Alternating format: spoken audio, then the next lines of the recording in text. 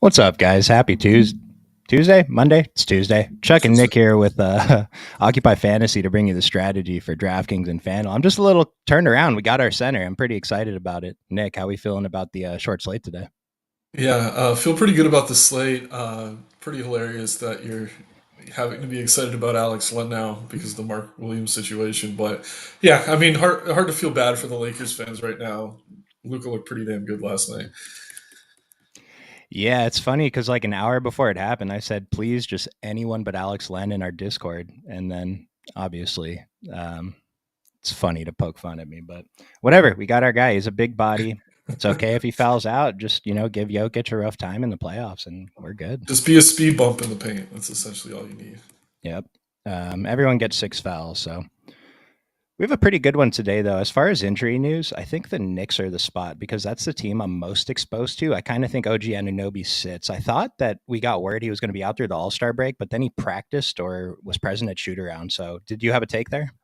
I mean, I don't think he plays because OG has famously said, "I don't play when I'm in pain," which Okay. I thought was hilarious when they traded for him, knowing Thibs was going to be his coach. That's a hunch, though. I think his philosophy in basketball has definitely changed over the past year or so. So who's to say? But if this was OG from the Raptors years, I don't think he'd be playing.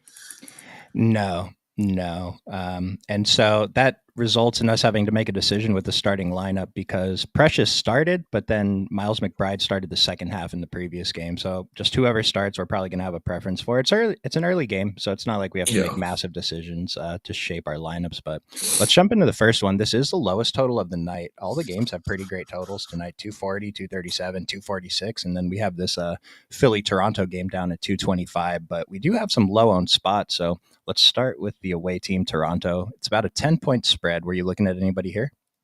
Yeah, I mean, I think we have to. I don't know that it's the usual suspects necessarily. I mean, quickly is looking very popular on both sites. He's kind of turning a corner. I'm fine getting to him there, but if he's going to be one of the more popular point guards, I think I want to come in under the field. I do like Mogbo. I know the matchup's terrible against Embiid. There's not a ton of great value tonight. I do think he's pretty safe to play the minutes we have him projected for around 28. He makes plenty of sense. And then it's going to be interesting. I do think they could shake up the starting lineup here. We saw Agbaji slide back in. They had been going to Jacoby Walter. I think whichever one of those two starts is okay as value. Fine, maybe mixing in Grady Dick again. If this was a bigger slate, maybe not as much. But yeah, I don't know that I want to pay up for Barnes necessarily. Obviously, has some upside, but I do like some of these guys in the lower 4 to 5K range. I think they're pretty good building blocks to kind of afford other payups in some of these other games. Yeah, I'm mostly on the same page. I just, in general, I kind of wanted to get away from this game a little bit to see what we Mhm. have later, but I think there's some really good tournament spots. So I am over on a Tyrese. Well, we'll get to him on the other side. I guess that's a spot I'm over on the most from this game, Tyrese Maxey. But that resulted in me kind of thinking that Toronto's going to keep it close. So I did bump Scotty Barnes. On the other side, I'm getting a decent amount of Grady Dick. We got word that he was in. And then, yeah, quickly, I'm trying to get away from him, but I'm having a difficult Mhm. time over on DraftKings. Yeah, I mean, guard's tough tonight. Like, there's a lot of good payups. That range is kind of dead. There's not a ton of good cheap value. So I understand why the field is getting there. But usually, when a player is only popular because of lineup construction, that's Nice. probably a good spot to try to come in under the field. And to me, that's exactly what quickly is here. Yeah, and it's like he's 34% owned. I don't want to be over the 34. It feels like a lot, No. especially in the first game. But I will mention the models into it on DK. Pretty strong OF value for the price. And then on Mhm. FanDuel, he's the strongest value from this team, too. Did you mention you thought Mogbo would start?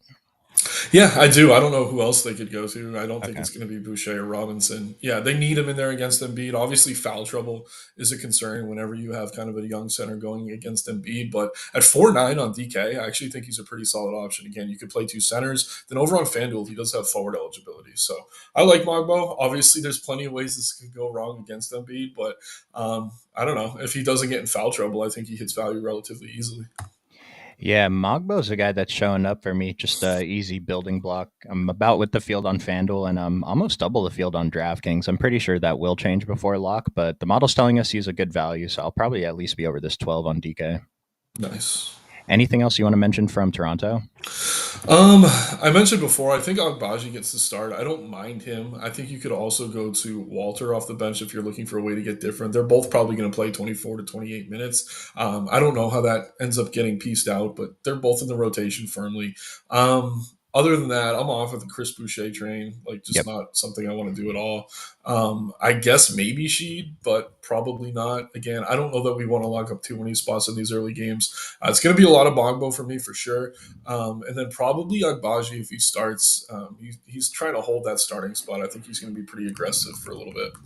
So I'm glad you brought up these bottom guys because one thing I want to mention about the short slate, I kind of feel like a lot of the field thinks they have to find that low owned gem to win a Mhm. GPP today, and I just don't think that's true. I think a lot of the time you're going to end up making mistakes if you're playing a player just because he's low owned to try to get different. I think there's Yes. enough plays on the slate that have uh, reasonable ownership that we can construct lineups with, and so I don't think you have to force in low owned guys today. There's some spots that I think we can get over on for sure.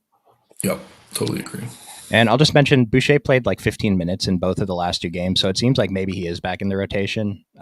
Maybe someone else was out. I mean, Pirtle's out, so he probably just has to play tonight. But that's a pretty deep play. If you're playing anything but like the largest field 150 maxes, I don't even think you have to consider him. Yeah, he's always going to play his 15, I think. It's just what's he going to do with those minutes? Like, there was a time where he'd hit these massive ceilings. I don't know. They're a little bit deeper, the Raptors, than a couple of years ago when Boucher would go for 30 points in 15 minutes. Mhm. He can still do it, but it's so much more rare than it has been previously. So I'm fine just avoiding him. But the field's not really getting there anyway, so it's not a big deal. And it's like looking at it from an absolute ceiling point of view. Boucher probably does have a higher absolute ceiling than Mogbo, but we're just Yeah, so much more confident in Mogbo's minutes today that it doesn't matter. agreed. Miles Turner just got ruled out through the All Star break. I kind of thought he would be, so I'm happy about that because I love this next game. We got Yeah, to talk that about Philly changes first, things. though. Yep, yep. Yeah. What were you looking at here? Everyone's kind of low owned. I think they're tournament shots. I don't think anyone here is a must play. I am over the field on a couple guys. Who are you looking at?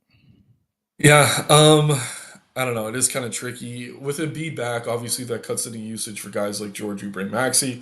At the same time, Maxi I do think is underowned, certainly at under 5% on both sides, given what he's capable of. Embiid, he's been solid when he's in there, but he's not really the Embiid we know, who's going to completely take all the usage from everyone. I mean, he's floating around 35%, which is to be expected, but that does leave enough for some of these other guys to get there. And we've seen it with Maxi, even in some of these Embiid games, he's pushing 60 fantasy points. So to me, in a good matchup too, I'm a little bit shocked he's not a little bit more popular. I mean, we're going to talk about Cade in a little bit, who's definitely my favorite, but he's super, super popular. Like if you're looking to get a little bit different, I do think Maxi's a very logical kind of pivot off of higher owned guards.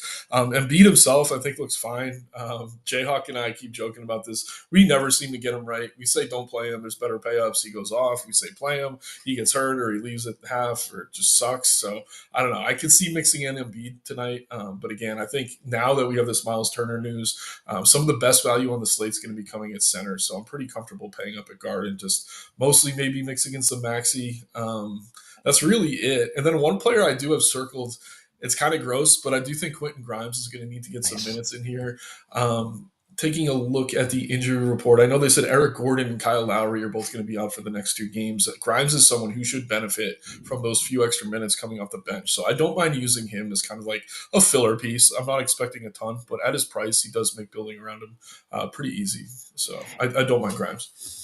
I like it. Grimes and Kelly Oubre are the two guys that I'm getting to the most, and Mhm. they're not high owned. I'm not even over the field on a Oubre on DK on FanDuel. I have like 12% right now, and then Grimes 5 and 8%. I'm actually with the field there. I think those are the spots. I had to bump up Joel Embiid so much to get any percent, but I am jamming Carl Anthony Towns today, and now we're gonna have Thomas Bryant opening him up. So Joel Embiid, if his ownership stays low, I think he's good for GPP shots. But I'm with Nick. I'd rather take shots on Tyrese Maxey at this 2 and 3% ownership.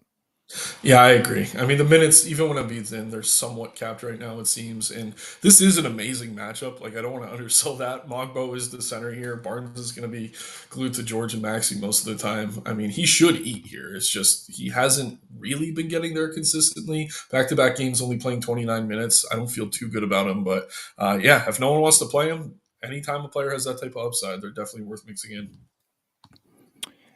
Power, I wanted to answer this one for you real quick. 12-minute projection for Bol Bol. We have them for less than 10. They have to have at least 10 minutes to show up here. And so I'm sure we haven't projected for some minutes. It could be like 9.8, but either way, it's just not enough minutes for, I don't know. We'll talk about him when we get to Phoenix. Yeah, he's coming off a ridiculous game, but it's weird. I feel like they always play him against Denver for some reason, probably because of the Jokic matchup. Does Embiid play tonight or tomorrow? I think we're under the impression he plays today. Yeah, it's not official yet. Injury report does have him as questionable. Do you know who they play tomorrow? Usually he takes the softer matchup, which I imagine is today. It's got to be today. Without Pirtle, this is one of the best matchups possible for him to put up a big score.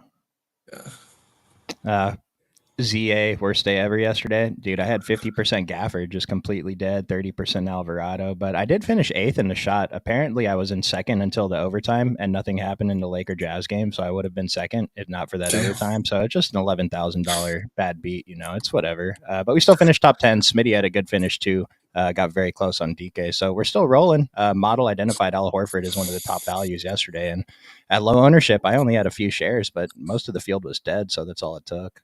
Yeah, I was not bullish on Horford yesterday. The model kind of updated right after the show, though. He shot way up there.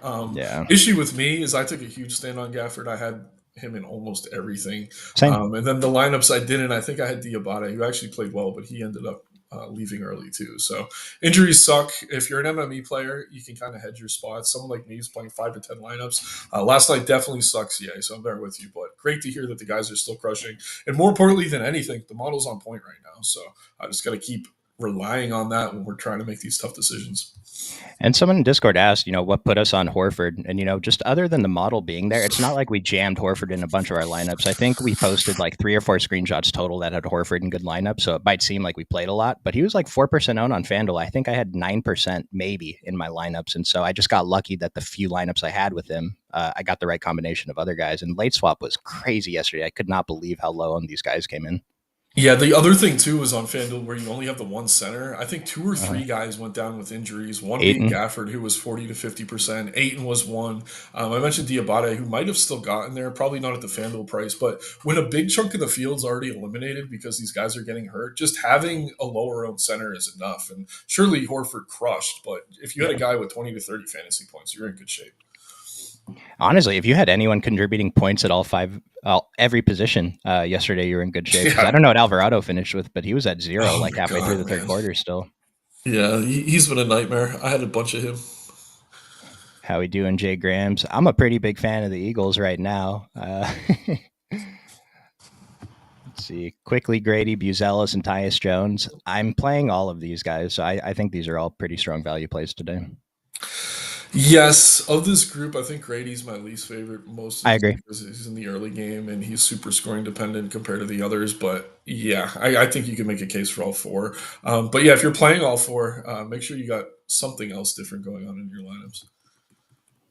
Guess Sixers got Brooklyn tomorrow. Claxton's a lot scarier than whoever Toronto starts at center. Hey, they've beefed. Like they've had some pushing fights at times. So yeah, I'll heard it here first. Embiid is afraid of Nick Claxton. I'll answer this one before we get to the next game. What power forward and small forwards do I consider priorities? Let me know which site you're talking about specifically next time, but I can tell you on DK, my highest exposed small forward right now is Josh Hart.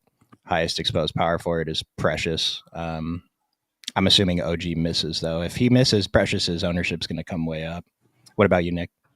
Yeah, I like those two. I mean, someone brought up Buzelis. I do think he's good value. Siakam, I already liked. He's going to look even better now with Turner out. Who else? I mean, those two definitely stand out to me. On FanDuel, it's the same thing, but throw in Royce O'Neal to that category. And then I guess I'm way over on Obi Toppin right now. I don't think that's going to hold through lock, though. Looking into this today, and I probably should have spent a little bit more time on it, but I feel like he always gets a little bit of extra run against the Knicks for whatever reason. I know he played there. There's not a ton of narrative, but it seems like Carlisle likes to give him run against the Knicks. I don't know if it's the matchup or what. Gonna look into this a bit more, but if we get a low on top in his value, I mean, that's a pretty good spot to go. The issue now, though, with Turner out, he's not going to be low owned anymore. So maybe I could just stop this weird hunt for Knicks and Pacers matchups. Oh yeah, this is actually I already had all the Toppin even before the Turner Yeah, news. this So hurts. actually, I'm probably going to get a ton of Toppin now. Let's start with New York first though, because I want to wait for the model to update for Miles Turner a little bit more. But like I mentioned, I'm like way, way, way over the field on Cat today.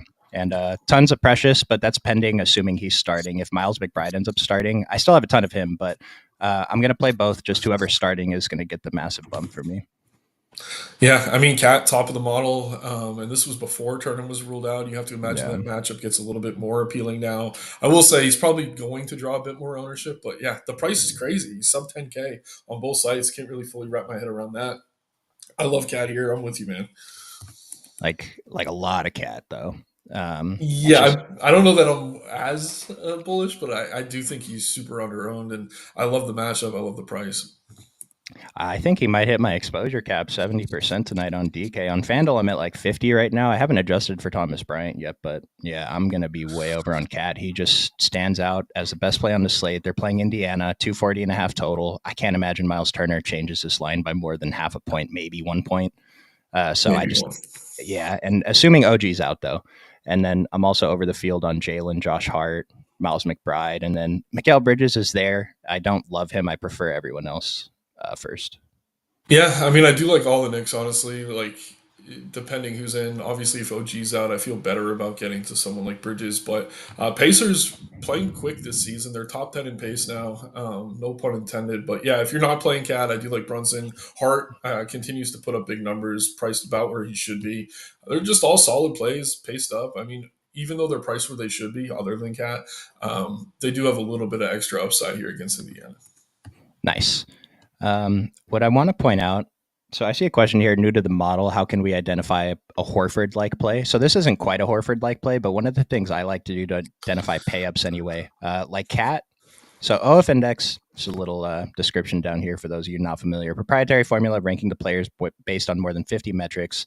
And so most other sites use projections. Just look at this kind of like a I don't know, projection rating where it's not an actual projection, but use this. If you're still using an optimizer that uses regular projections, then use this to kind of make your adjustments. But like Cat is the top of the model for OF Mhm. index. That means just for pure ceiling, he's probably the best play today. And then in terms of points per dollar value, he's the second best play on the slate after Tyus Jones. So to me, this is That's just wild. Cat is amazing. Yeah. And Jalen Brunson, very strong OF index, second best points per dollar value play on the slate. Jaren Jackson, I saw a question about him. He's one of my favorite tournament plays today. I think the ownership's great. But yeah, these kind of things, strong OF index and strong DK value. And then to identify guys like Al Horford, today's a little different because we don't have really cheap values. But do you have anything to say about how to find Al Horford's? Sort by value and look at the ownership. And when you if it's like a top 10, top 20 value play and the ownership's low, those are the Al Horfords essentially. But I will say this: do that as close to lock as possible because Yeah. lineups change things, news changes things. The Horford stuff, it definitely made him climb once Jalen Brown was ruled out. So before that, he wasn't really registering. But yeah, he was, I think, fifth, Brian said, on the model in value on both sites yesterday.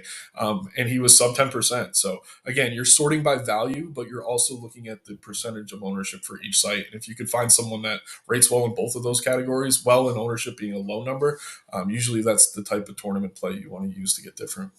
And I'll just point out, like, we don't really have. I'm not identifying anyone as a Al Horford type play today, but like Nick Richards is showing up as one of the stronger values at lowish ownership. I just want to point out this isn't the type of play where you even want to play like 30% on FanDuel or 25% on DK. This is a play you get a little bit over the field because the model's always going to identify low owned value plays, but you don't jam them. You play them more than the field is. Exactly. Yeah, you don't want to just because Horford looked good. You didn't want him in 50%. When did you say you had him in 10%? Yeah, and I That was was a still more lot. than double the field. Yeah, yeah. There was something else I wanted to point out. Can't remember though. Gonna refresh this and let's take a look at Indiana. Maybe it's updated. So On I'm the out. Knicks, I did have one quick thing. You Oh, go mentioned ahead. that maybe McBride came in at half. I do think this is the type of matchup where Precious would start. Even with Turner Okay. out, we're probably going to see Bryant starting. So it's a big team they're facing here. So I would be a little bit surprised if they went to McBride over Precious, but we'll see. Okay, I think that's like how I'm set up right now. I still have a bunch of McBride, although if he's off the bench, I'm going to Yeah, question he's the so fine. ceiling. And yeah, if he's this ownership, I'm very happy to get there. But if he comes up, then I'm going to try to find someone else. But Precious, I'll be pretty comfortable playing him, especially on DraftKings if he's confirmed starting. Hmm. Indiana's not updated for Miles Turner, and I think that's like the whole thing. So let's skip them for a second and go to Detroit, Chicago. Yeah. Cade, I think, was the second best play on the slate, showing up with a strong points per dollar value too. I'm getting to a bunch of him, and then Jalen Durns. I think he's so interesting at the price, but I'm also playing a lot of him. What are you looking at here? Yeah, both. I mean, you nailed the two that I like the most. Cade looks tremendous. I think he's on the cover of the video today. Nice. We have Cat over him in terms of OF index, but there's a reason he's the second best play on the slate.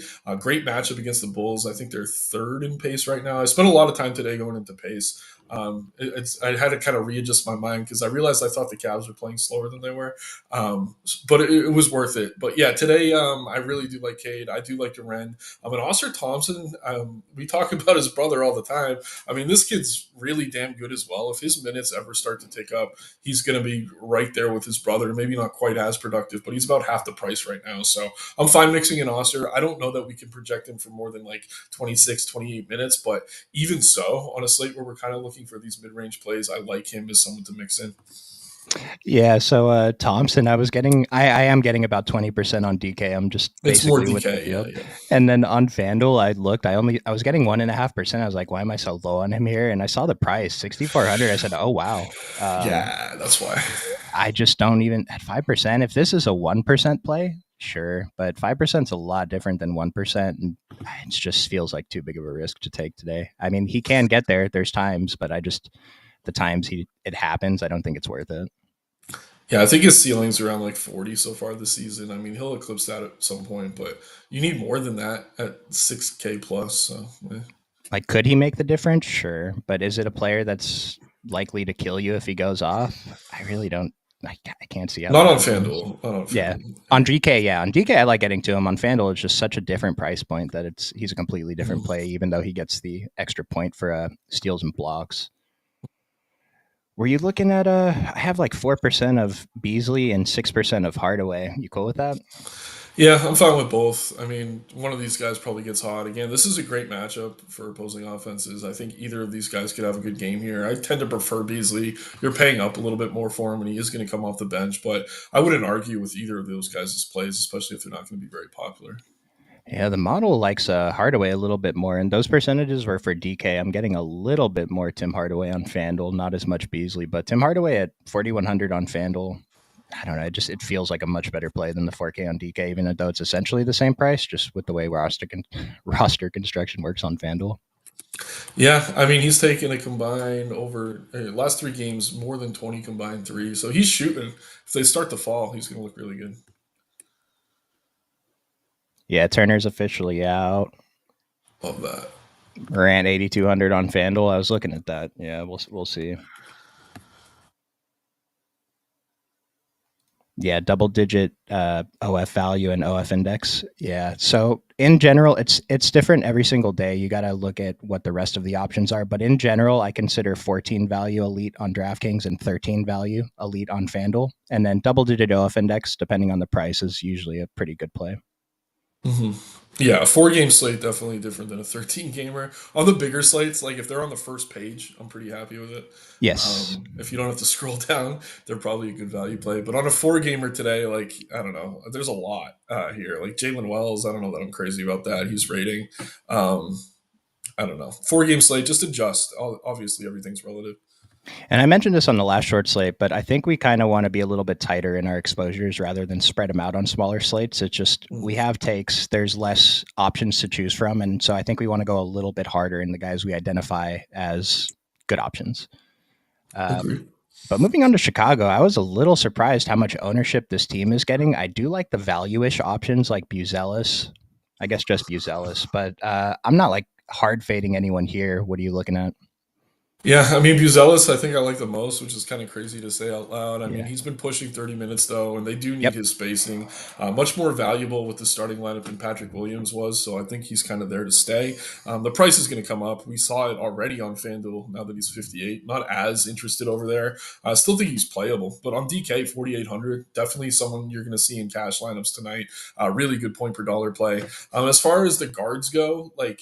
I don't know, man. I do prefer Kobe White over Giddy right now, but these guys tend to just kind of take turns who's going to do well. But again, no Levine. All these guys are going to see increased usage for a little bit. Ao's been pretty inconsistent in terms of shooting the ball. His usage is down. I didn't think he'd have a lower usage rate with Levine away from the team. I think they're just making adjustments. They'll figure it out. He's probably the one I'm most comfortable leaving out. He's also power forward only on DK now, which makes really zero sense in my opinion. But yeah, Vooch is fine. I like Giddy. I like White, but Buzelis on DK probably my favorite play from this group. Yeah, it sounds weird, but like Nick mentioned, he's getting the minutes recently 29, 29, 31. We have him for 28, and he's showing up as one of the top DK values of the day. Still getting an okay amount on FanDuel. 15% seems fine. 5,800, though. It's a little bit of a sticker shock, but he has been doing it. And then as for Yeah. Giddy, this is surprising to me that he's so high. I thought I was getting over the field, but I'm just barely with the field, and that feels like pretty heavy ownership. Especially, I'm with Nick on kind of getting away from AO. Harder to do on FanDuel, but on DraftKings, I had no problem getting away from him. Yeah, if I'm fading any of these guys, it's AO first, probably Giddy second. I do like Kobe White at his price. I think he projects very similarly to me as a Giddy. I know the OF index is like 1 point difference, but that's not too significant. So yeah, I'd much rather have a bunch of Kobe White than a bunch of Josh Giddy.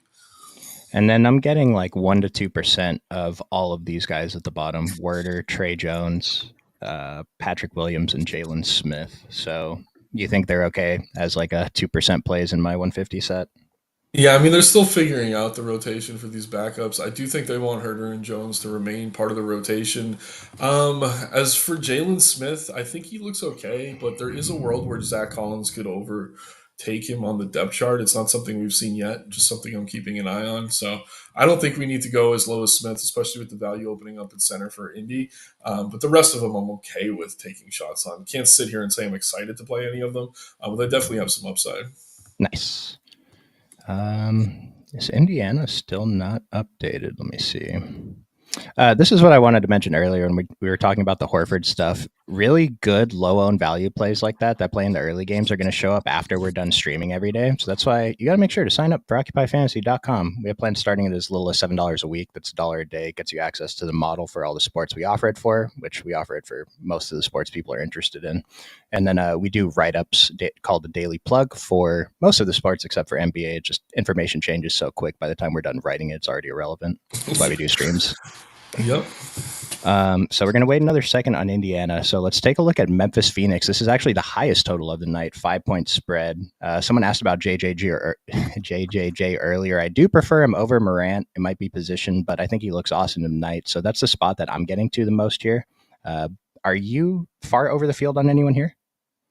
I mean, I really do like Bane. I think point per dollar to me, he has as much upside as Morant or Jackson. He's my favorite of the group. At the same time, I like Morant. I like Jackson. I think all three of these guys look really solid. Those are the three. I keep wanting to make Greg Jackson a thing. I keep bringing his name up on every pod. It's like, yeah, he's a really talented player. He's played 20 minutes plus in three straight games. If you're desperate for value, maybe you're hoping some news breaks later that doesn't quite go your way. I do think Greg Jackson is someone at least worth considering in tournaments. Wide range of outcomes, but he has massive upside for very cheap.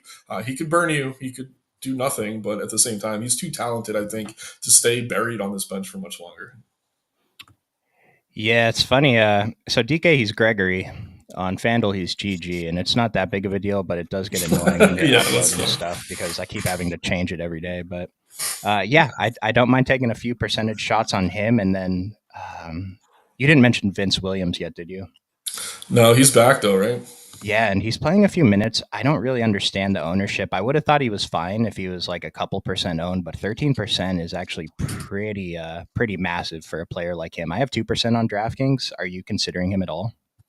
I mean, if I thought he was going to play 25 plus minutes, I would.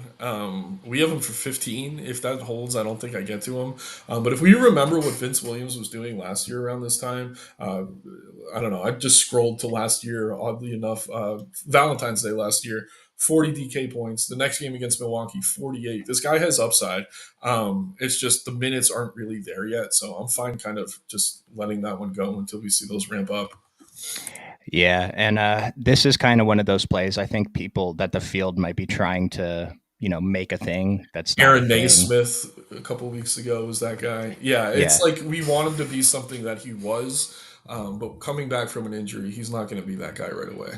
and we don't have massive payups on the slate. Like the best play on the slate is Cat. He's 9,400. It's not hard to get to him. Yeah, you could fit Cat and Cade with like no one under 4K, I think. So on FanDuel, I have double-digit ownership on Ja, Desmond Bain, Jared Jackson. On DraftKings, I'm in the double digits. Actually, only on Santi Aldama, I'm pretty low on everybody else here. A little bit surprised. I think I need to make an adjustment. I want a JJJ.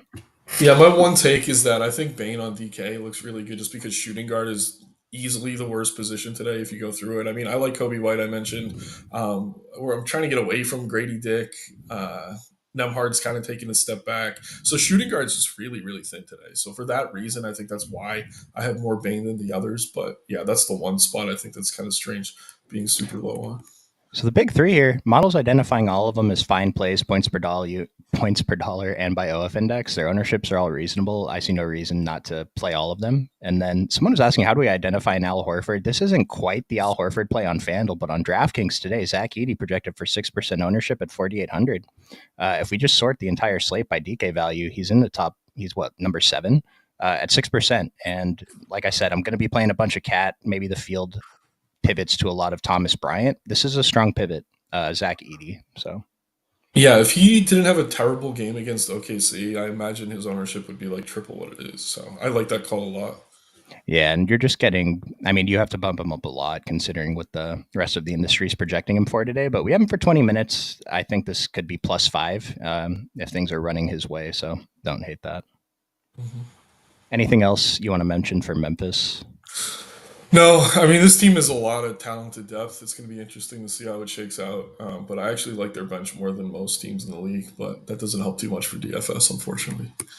I'll just mention Clark and Jalen Wells are projecting as okay values to take shots on at under 10% ownership if you're looking for that. And I did mention Santi. I liked. He's 14%. I'm just over this number on DraftKings. Yeah, I'm just sitting here wishing they'd give Clark's minutes to Jackson, but it doesn't seem to be the thing they're doing quite yet. No, they should have just given Brandon Clark to us instead. We got this terrific center on our team. Have you guys noticed that Alex. this is Alex Len behind me? No, it's not Alex Len. It's a AI generated photo of Alex Len, but I was hoping you guys would notice. Phoenix, though, yeah, Tyus Jones is the guy I'm most interested in. Grayson Allen, I don't think the ownership is terrible, so I actually think he's a fine kind of chalk GPP value play. And then KD and Booker as pay ups. I'm not getting there as much, but I do like the mid range in this game. What about you? Yeah, the mid range looks good. Even Tyus Jones, I mean, all of his good games this year have come with no Bradley Beal. Still no Bradley Beal. Fine getting to him. Allen, were you at that game the other night where he did Yeah, everything and man. anything? And yeah, that was the Grayson Allen show. I mean, I'm happy Uh, to go back there. His price hasn't moved at all. Again, they're a little bit thinner than usual right now. Royce O'Neal, too, coming off the bench. I don't know that I'd want both O'Neal and Allen. I think it's kind of one or the other. But they're pretty good mid range plays, like you said. I think Tyus Jones is going to be chalk. If there's other guard value we could pivot to, I'm comfortable doing so. But going through these games, like there really isn't. Like you're either paying up at guard or you're down at Jones or quickly. So I do think point per dollar, I prefer Jones over Emmanuel quickly for whatever that's worth. But again, just kind of lacking guard value tonight. I do prefer Booker over KD. I just think he spikes that ceiling more frequently. But they're both solid plays for their price for sure. Nice. I like it. Yeah, I was in Arizona at the Waste Management over the weekend, so I was off for like 5 days. But I went to the Jazz Suns game on Friday night. I had Jazz spread. I got a bad line because I bet it late, and Jazz are up by 3 with zero point 0.9 seconds left. And Grayson Allen hit the most beautiful wide open three, and the entire arena is going nuts because obviously, why wouldn't they? And I'm just sitting there. I didn't move an inch, my buddy didn't move an inch. It's like this is Uh, great. And then obviously we knew what was going to happen. Royce O'Neal and Grayson Allen went off in overtime. I do want to point out they had great games that game, but Royce wouldn't have gotten there until overtime. And then Grayson Allen, I'm not sure how close he was to getting there before overtime. So maybe those fantasy point totals are a little inflated, but I don't think the price caught up enough. So I'm still okay with it.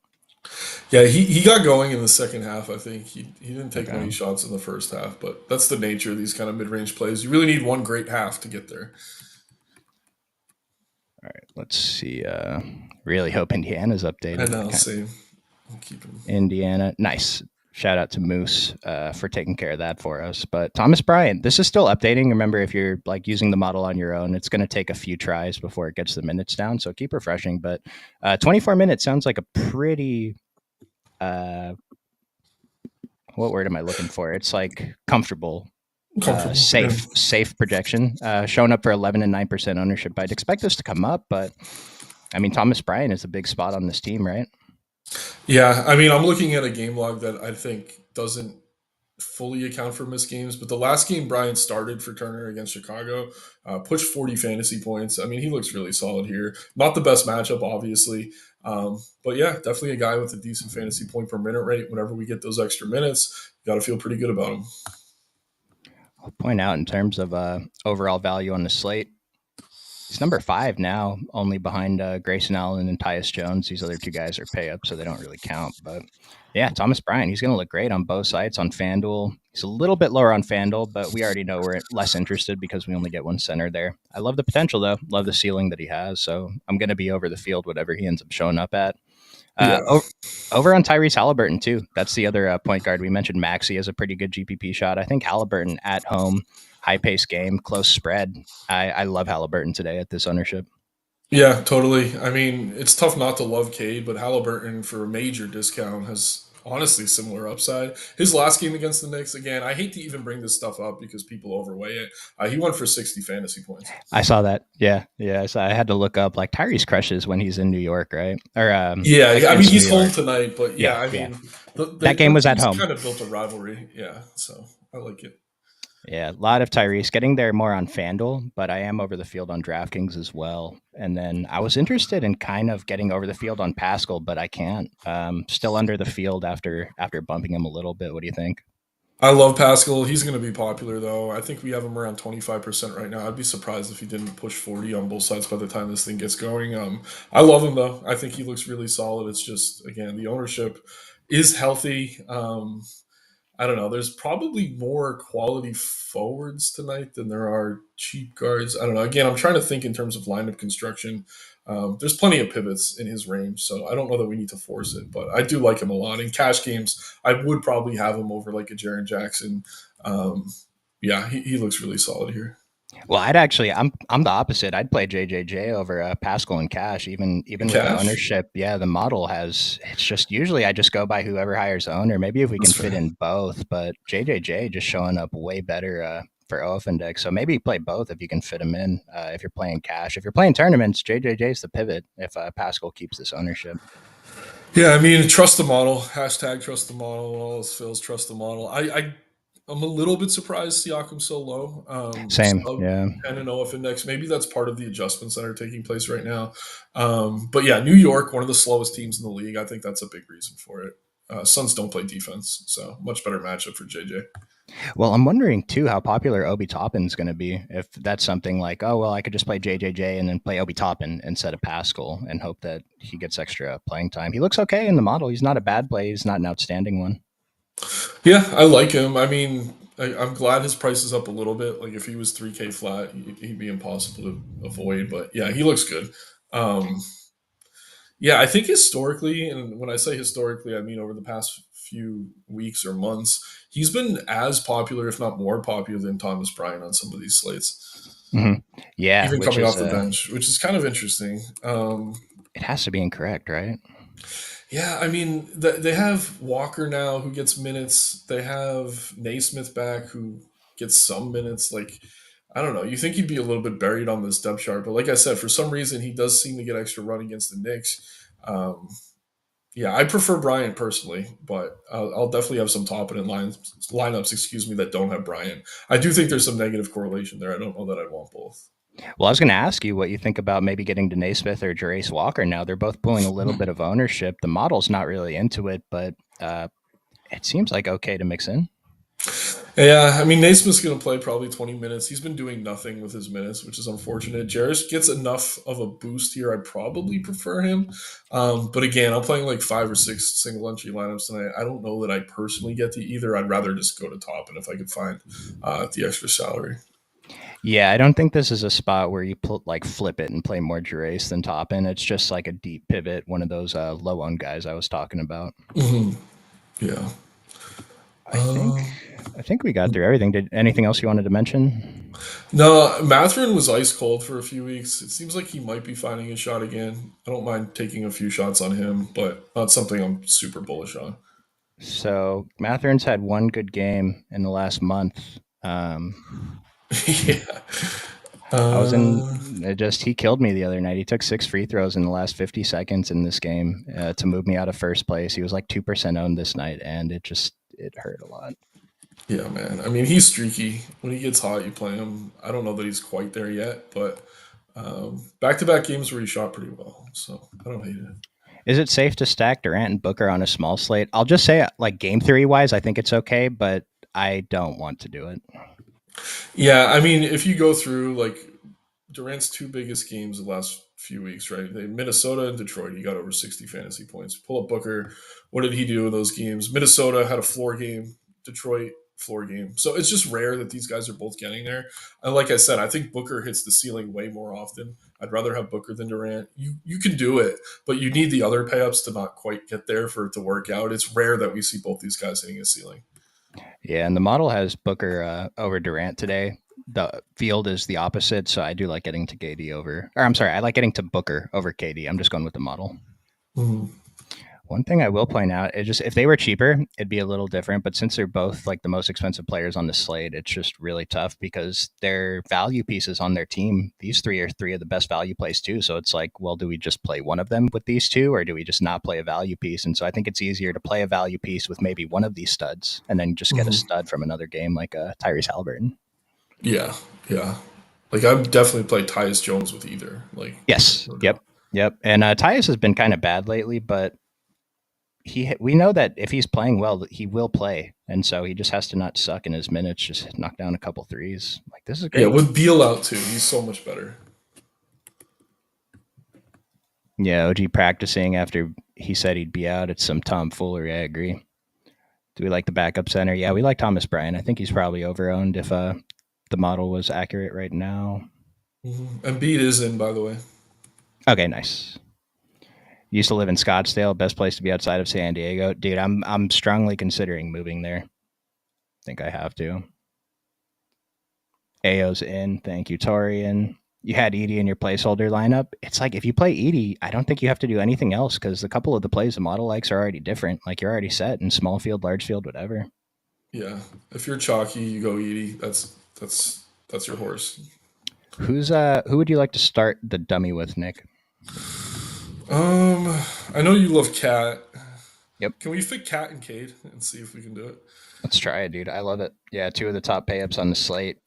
Top plays in the Uh, model too. So yeah, these would be the Occupy pay ups if you're looking for the two today. I guess I'll just sort by DK value too. Tyus Jones, yeah, I'm fine with that. probably just have to. Tyus Jones, nice. Buzelis for sure. Yep. Bucelis. Do we want to get another Nick in here? I mean, I don't. Precious.